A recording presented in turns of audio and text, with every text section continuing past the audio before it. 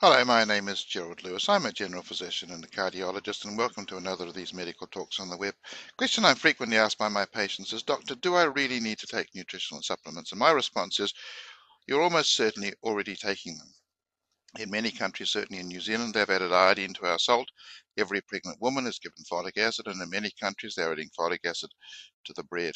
If you're anemic, we'll give you iron, vitamin B12, folic acid.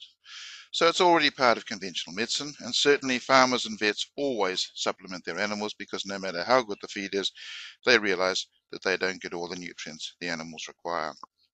Because if nutrition is not in our food, then we're not going to get it. So what nutrients do we need? Our bodies have developed over millions and millions of years, and all of our organs work together as a perfect team to grow, to keep us well, to fight disease and repair damage. And if you have a look at the chemical reactions going on in our liver and realize that not only does those happen on our liver, but all over our bodies, it is incredible what is happening inside our bodies 24 hours a day, 7 days a week. And for our cells to work properly, they need every ingredient for all of these chemical reactions to work properly. And those ingredients can only come from the food that we eat. Now, we've evolved or been created, depending on your philosophy, over millions and millions of years.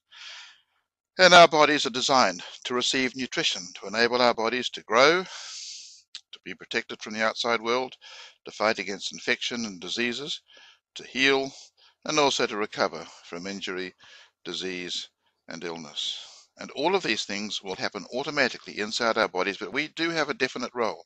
Our genes are exactly the same as the genes of early man, so our role is the same as early man's role. And our role is, number one, to protect our bodies from toxins and dangers. Now, early man, toxins and dangers were a great deal more obvious. Today, they're in many cases obvious, but many cases insidious and certainly much more difficult to get away from. So our number one role is to protect us from toxins and dangers. Our second role is to give our cells all the nutrients they need to make these metabolic pathways work properly. We need proteins, sugars, and fats, and we need minerals and vitamins. Now, even if your diet is poor, most diets will give us enough protein, sugars, and fat, but it's much more difficult to get all the minerals, vitamins, and two particular fats. Early man got all of these from roots, berries, nuts, fruit, fresh fish, and fresh meat. But other communities have also eaten well and had the same sort of benefits. Our grandparents and great-grandparents and people before them, people living in the island countries, and people living in Mediterranean basin. These people had a diet which is far better than ours. The Heart Foundation would probably frown at what great-grandpa used to eat, but in actual fact, it was very much more complete than today's food. Island communities eat huge amount of antioxidants with fresh fruit, vegetables, and nuts. And the Mediterranean countries eat a lot of fresh fruit, vegetables, nuts, fish, and wine. Their food was fresh, filled with antioxidants, to some extent unpolluted with sprays and toxins, and in most cases is unprocessed. And they had far less of the degenerative diseases of today, heart disease, cancer, and Alzheimer's disease. And it's interesting, even in 1967, when Monica and I graduated from Otago Medical School, we had no coronary care unit in Dunedin Hospital because heart disease was so rare. Diabetes was rare.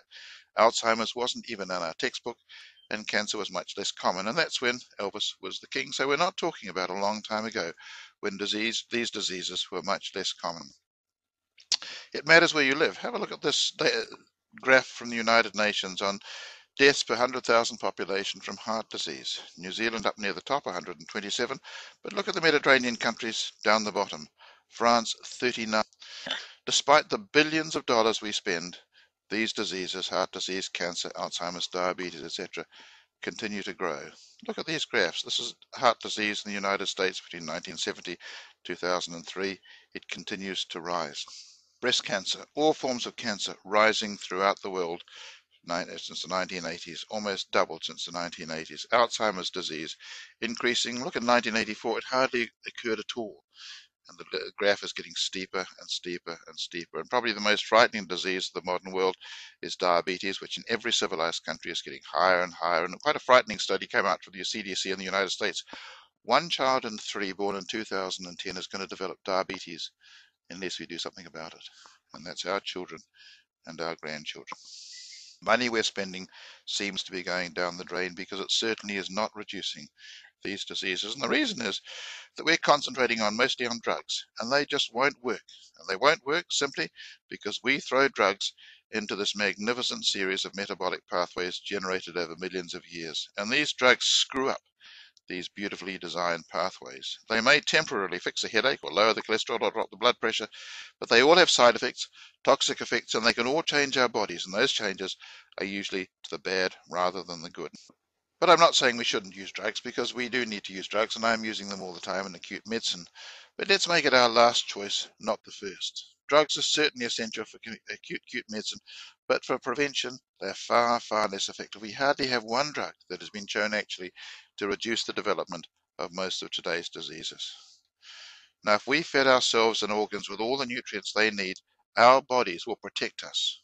They'll help us fight invaders and infections. They'll help reduce the incidence of cancer, heart disease, and Alzheimer's. Why? Because that is the way we are designed to be.